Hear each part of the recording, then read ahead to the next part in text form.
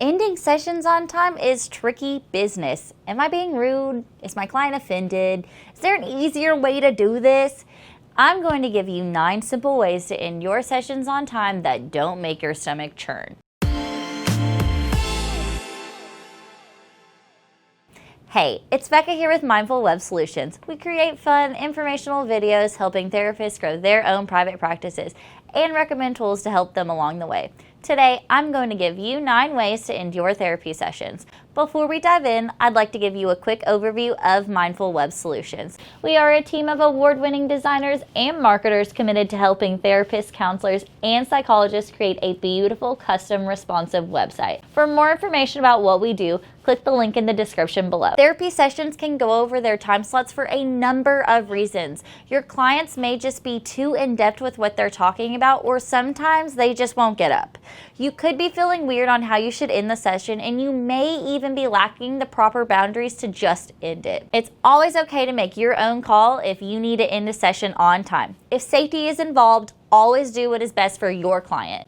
There is always the possibility that you may just feel that you all aren't ready in your session at that moment. And if you have the time, there is nothing wrong with extending it. You are the boss here. The decision lies on your shoulders. Number 1, have a visible clock.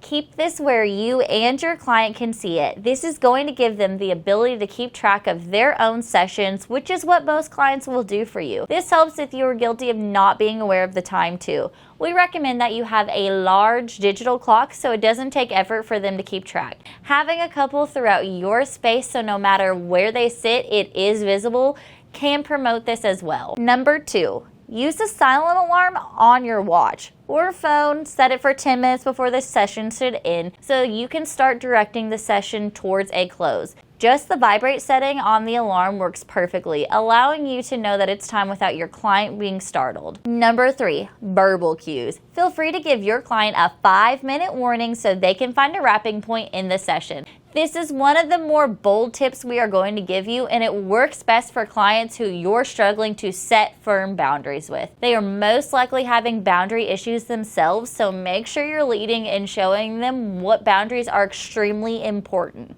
Number 4, schedule the next session. Pull out your planner or go to your computer. Start to plan the next appointment, asking them when they want to set the next one so that they know today's session is over.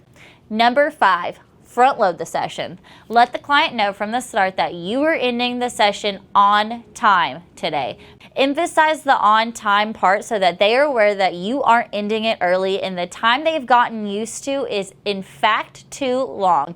Taking accountability here for letting the sessions run over is a good way to go into this. Number 6, nonverbal cues. These can be a range of things like closing the notepad, moving to the edge of the seat, and going over to open the door. These all signal to your client that you are ending the session. Number 7, redirect leaving comments. You know the comments where the client drops a huge bomb on you as they're walking out the door? Affirm the client and let them know that you will cover this in the next session. This is an easy one to get drawn into, so be careful. Number 8, between session availability. This is a really handy one to have if some of your clients are going through a really hard time.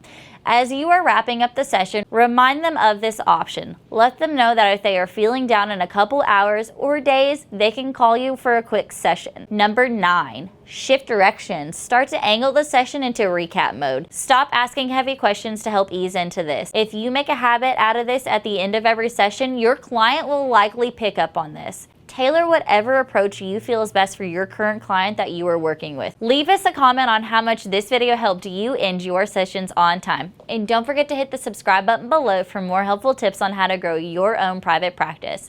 If you need a website to promote your private practice and elevate your brand, check us out online at mindfulwebsolutions.com or click the link in the description below. I'm Becca with Mindful Web Solutions, and I'll see you in the next video.